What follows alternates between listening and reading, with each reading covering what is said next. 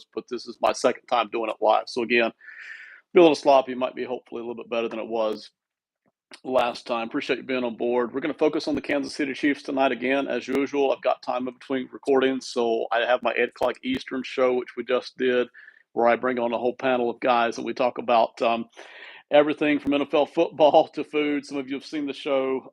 We talk about cars. We talk about just everything that we want to talk about for that week. We do NBA, MLB, NHL, everything. So you'll see that show pop up probably after midnight tonight's recording. And then I've got the Odds on Favorite podcast that I'll be doing at 10 o'clock Eastern here in a little bit. So I've got this little pocket right in between. And we're going to talk about tons of Kansas City Chiefs stuff. If you hop on here and you want to talk about something else besides the Kansas City Chiefs, you're welcome to do so. I will maybe, if I have time, I've got about a 20-minute pocket here. I might hit the NFL draft a little bit more. We already covered that once. But if we don't cover the draft, my main two things I want to talk about tonight are Travis Kelce, the contract extension / renegotiation. And I also want to talk a little bit about, if we get to it, the UDFAs that the Chiefs are bringing in, and talk about them a little bit as well. A lot of them are probably not going to be on the roster in all honesty, but I love the fact that they get a chance, and we will talk about a couple of those. Let me start off, though, with Travis Kelce. And again, it's a privilege to have you all on board tonight. I want to talk about Travis Kelce. So allegedly, when the news first broke, it was supposed to be a 2-year extension, which in a lot of people's minds, and I was drifting this direction as well, we thought, oh, well, he's already hopefully on for 2 years. He's adding 2 more, so he's in for 4 years. And that rather quickly proved to be not the case. So depending where you're coming from on the excitement level that you were for Kelce, it may be a bummer that he's only here for 2 years. I actually am very excited about having Kelce in for 2 years. When we talked about him, and we won't get into the money a lot tonight, when Kelce talked about it, the new contract renegotiation, which was what it turned out to be, when Kelce was talking about it, he said, hey, I'm very excited to be here for the next 2 years. So to me, it sounds as if it really sounds like he's in it for 2 more years. Now, I really truly came from the camp of, hey, if they didn't win the Super Bowl last year, there was a legit chance I thought that he might just shut it down just simply because of age. And hey, he's got other things to do in life, and he loves football, I think, but that's not his only thing that he can do in life. I'm sure he's got lots of other things. But I was pretty excited when I heard that sounds like he's going to be in it for 2 more years, is what at least sounds like he's in it for right now. So that's 2024 and 2025, because my second thought was, hey, if the Chiefs were to three-peat next year, which they've got a legit chance at doing, right? I mean, they've got Mahomes, they've got Reed, they've got all kinds of other people on that roster. It's a good roster. It's ready to win.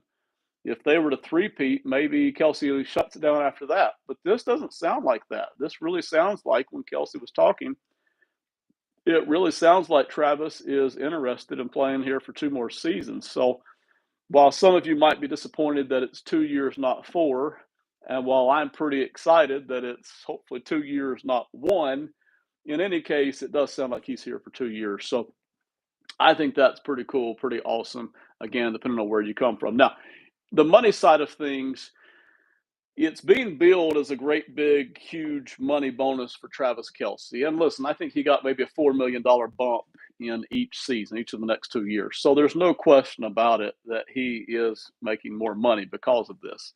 And it's also kind of being billed as, hey, we're making him highest paid tight end in football, and as if this is some really big, new, great thing that Kelce should be super thankful for. And listen, while I'm sure he's glad for an extra $4 million in his pocket, I really don't feel like this is any great financial coup for Travis Kelce or for Kansas City to brag about. I just think it's a nice kind of a bonus present for Kelce, is really the way I view this.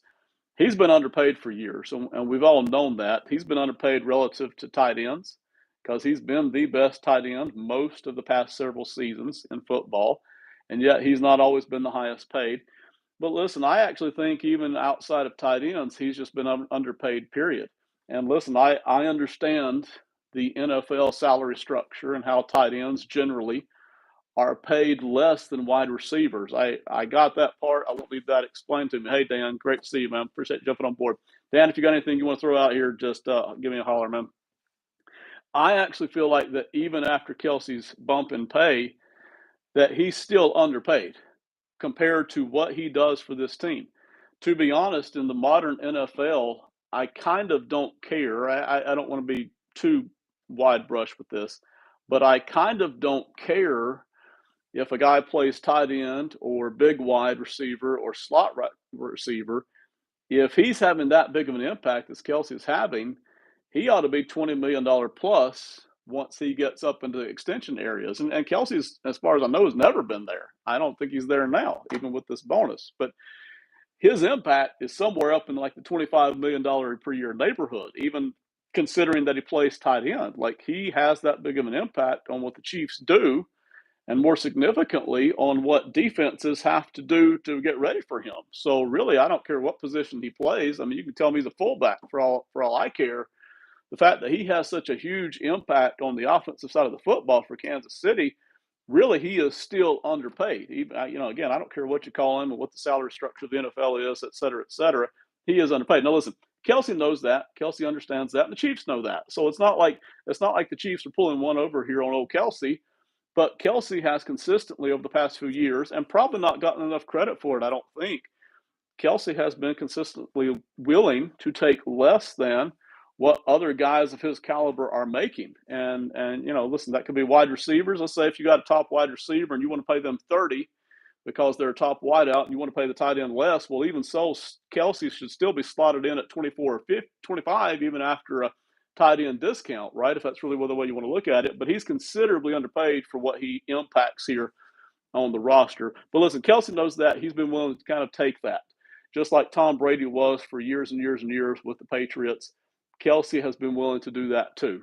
And that has led to not only his greatness, but that has led into his winning. That's led into the Chiefs winning. So again, everybody understands what's going on here. I know his agent, Kelce's agent, has educated him on this many times over and said, hey, do you really want this, or do you want to fight for more money? And Kelce apparently is happy to take more money, which before this year was Taylor Swift. Dan, I'll come to you in just a second. Before this year was Taylor Swift. He was on some commercials, but not a whole lot. It's not like he was making a killing like the NBA guys do on the commercial side of things. Now, after the Taylor Swift exposure, he is on every commercial break of every NFL game and of non-NFL competitions as well. So he's racking up in that, but he wasn't before Taylor Swift came along. So anyway, I like that they're giving him some extra money in his pocket, but it's not as if this all of a sudden puts him where he ought to be. It really doesn't. It's just, hey, we like you, Kelce. We appreciate you hanging around. Here's some extra money in your pocket, and we hope that you continue to be happy with us. And he certainly seems to be. So Dan says, as a GM kind of guy, you've got to be pretty happy with that number one or number two safety in the draft in the fourth. Yeah, so let's roll over to the draft here. I think that's all I'm going to say on Kelce for now.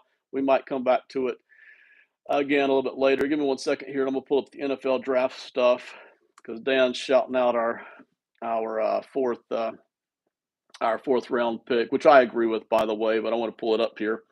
And I like the ESPN stuff better. Some of y'all may like NFL.com teams and Kansas City. All right, yeah. So Jaden Hicks, by the way, we just had our show, our panel show that I do every Tuesday night. We just had our panel show, and Austin from Tricky Takes podcast mentioned exactly that. Jaden Hicks from Washington State. I mentioned Keaton Oladapo in my mock draft, the 7-round mock a week or so before that I liked. Jaden Hicks, to me, lives up every bit to that. So, Dan, I think you're 100% right. Getting Hicks, who really, when you looked at a lot of mocks, not necessarily the mocks I was looking at, again, we all look at different mocks, but the mocks I was looking at didn't necessarily have him as a first or second rounder in the couple of weeks right before the draft. But you look at the mocks all through the college football season and through most of the off season, Hicks was up there. And then he just kind of started sliding back down. So this reminds me, and it's not exactly the same, it's not, but it's reminiscent of the Chiefs getting Trey Smith a couple of off seasons ago, right? Because Trey Smith slid down literally, not figuratively, he slid down every draft board of every NFL team a couple of seasons ago for medical issues. Well, Kansas City goes in there and they do some homework and they're like, hey, we're okay with this. Now, Even they didn't draft in third and fourth round. They picked him up, I think, in round 6, maybe, if memory serves. But it reminds you of that. And that's exactly the idea. I love it. I love it. I love it when teams do this. They don't trade up to get a guy that's falling down boards, but they just sit back there in their spot, kind of like a snake in the grass is not the right way, but like an assassin, right? That's really a better term, I guess. They're sitting back there, and if there's a guy back there, fourth, fifth, sixth round, that over the past couple of seasons has shown some top shelf talent, some top shelf athleticism, and Jaden Hicks has shown that with Washington State, but he slid back down the boards again. Why not take him there at round 4 or 5 or 6? And the Chiefs did that with Trey Smith 2 or 3 off seasons ago. It has paid off huge, and I expect it again. I don't expect it to pay off quite the same way, but Jaden Hicks here for Washington State, to get him in the 4th round, I really do love that. So Dan, you're 100% right. That's something that's really very exciting to me. And again, the smart teams do that. Some of the other teams, some of the other franchises who hurt themselves kind of think, hey, we'll trade up to get a guy that we really like, but it's kind of sliding down everybody else's boards. I thought the Atlanta Falcons may have done that a little bit early in the 2nd round with the defensive tackle, whose name I can't pronounce at all to save my life, but the defensive tackle from Clemson. I thought that was a guy that was sliding down boards. They traded up to get him. I wasn't a fan of that, but you pick up Jaden Hicks here. And listen, what do you have to risk here? Even if Hicks doesn't work out ever, what are you risking here? It's just another draft pick. But if he does hit, if he does pan out, you've got a guy here who might be a legit starter in the NFL for a very long time. That is what's sitting there. And to be able to get that, I try not to overuse the word value because, again, it depends on who we like, right? If there's a guy sitting there in the 5th round who we thought was a 3rd round pick, we're going to put that as high value, right? Mel Kiper does the same thing. So I try not to overuse the word value. But getting a guy here in Jaden Hicks who looks like he has the potential, at least, to be a long-term NFL starter at safety, and you catch him in the 4th round, I really think that's hitting good on risk versus reward. You've risked almost nothing, and your reward is really tremendous. And I mentioned this last week. I really thought after the top 100 picks, there was a more drastic fall off than usual in the guys you could get late in this draft versus what you've been able to get in previous drafts. And I think that's going to continue because of the NIL money. I won't do it tonight, but I could roll over and I may do it in a future draft, in a future show. You can go to the mock draft simulators of guys for 2025, and you can find probably 10, 12, 20 names that we thought were locks for this draft. They were going to be 2nd, 3rd round draft picks, and they opted out because they can go back to college. They can keep improving their craft. They can catch $500,000 a year, in some cases $1 million a year on NIL money. They can keep doing everything they want to do as a college student, and hopefully next year get drafted higher. And you're going to see more and more guys doing that. If they're not going to get drafted in, say, the top 40 picks, you're going to see more and more guys just say, hey, let's go back to college. Let's make a bunch of money. Let's go back and win a conference title or a national title. And I improve my draft stock in the process. So absolutely for Hicks to land there in round 4, I absolutely like that. I'm going to hit the UDFAs here. I've got probably another 10, 15 minutes before I got to jump off here. And again, we've got a couple more shows coming up that I'm doing podcast-wise. So every NFL team does this. I think most of you know this if you follow the Chiefs at all. Every NFL team does this. The very second the draft is over, in some cases even before, but the very second the draft is over, they're calling. Everybody that didn't get drafted, that they liked at all in any way, they're calling these guys up and saying, hey, do you want to come? And I'll say this, I would almost, if I'm a college football player, it is a huge honor to get to say, I got drafted in the NFL. That's something you can tell your family your whole life, even if you never make it in the NFL, even if you get drafted last. To be able to say, I got drafted in the NFL is a huge honor. But if you can't do that, I would almost rather, from a practical standpoint, get called in as a UDFA by, say, 4 or 5 different NFL teams, and then I get to pick out of those 4 or 5 teams where I want to go. And that's exactly what happens. So whenever these UDFAs get these phone calls from these teams, I don't know what the time limit is, but they'll take a couple of hours, 2 or 3 hours, and field the calls. and then the player and their agent will sit down and talk about what's the best fit for me. So I don't want to go into a room that's got 10 linebackers or 12 linebackers and it looks like all the starters and the fourth backup are already established. I don't want to go there. I want to go over here where there's teams missing linebackers, and I've got a better chance there on the depth pool. So, from a strategic standpoint, versus being drafted in the seventh round, you're almost better being able to pick where you want to go. Gives you a better chance to survive. Now, financially, you're better off getting drafted seventh round because the money is better and the freedom is better. But from a hey, where can I catch on the best? I like it. So here's some of the guys that immediately stood out. The one that first stood out was Fabian Lovett, defensive lineman from Florida State. That was the guy that just jumped off of this list for me. Nobody else was even close. Lovett was a guy that we just all assumed was going to get drafted.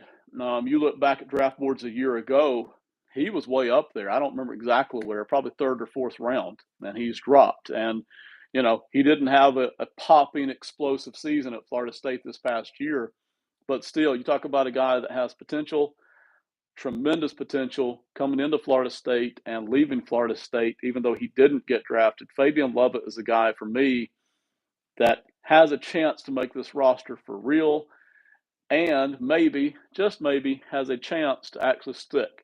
When I look at him, I don't necessarily see a project like some of the other guys we've seen over the past couple of seasons.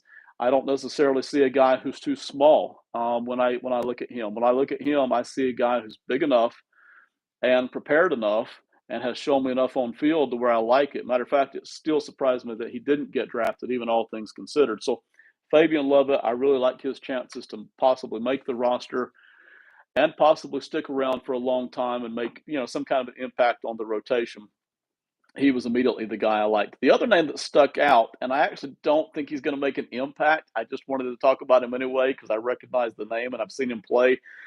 Is Spencer Sanders, quarterback from Ole Miss, and I watched him some at Ole Miss, if recollection is serving me correctly. And again, there's so many different guys out there. I think I saw him play at Oklahoma State, and he's a bit of a playmaker, which is cool. But when I watched him, I never ever thought, hey, I'm looking at an NFL level quarterback here. I just never thought that. I always thought, hey, I'm looking at a solid college quarterback.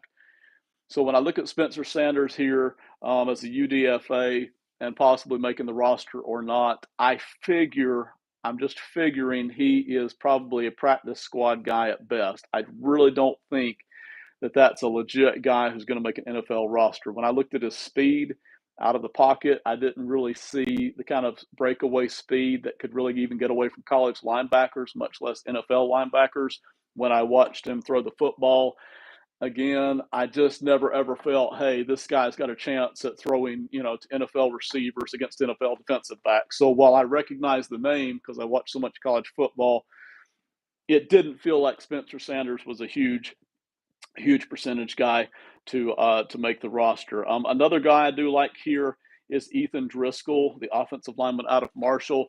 Love whenever NFL teams are trying to truly build some depth. And again, I don't think Driscoll will be depth for this season.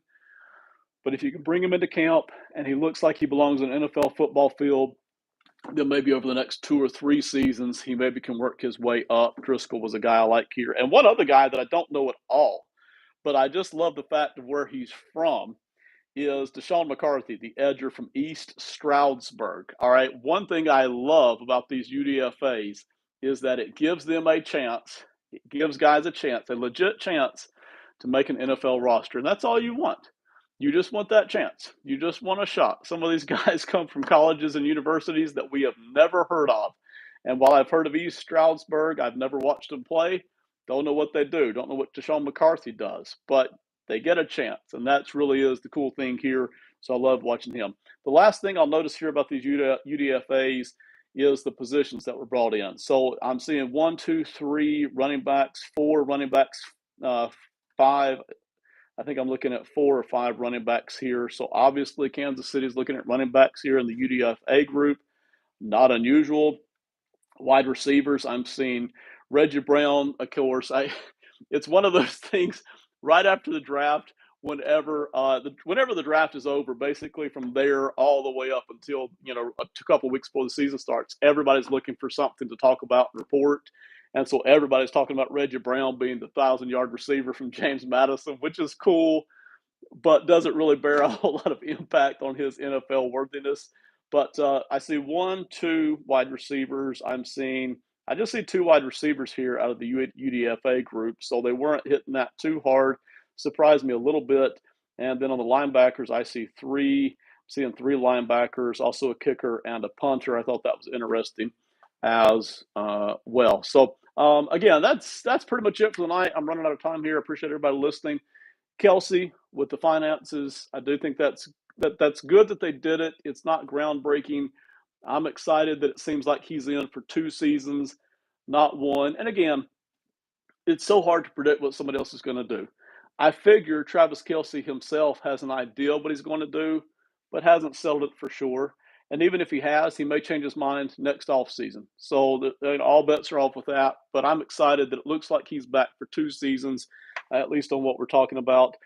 The UDFAs, I mentioned them and their group. And then, of course, the NFL draft, we touched on the 4th-round draft pick as well. All right. Thank you so much for listening. We will see you next time. I don't believe I'll be here next Tuesday because I'm going to be going on vacation, but I will make another video at some point. Have a great one. Bye.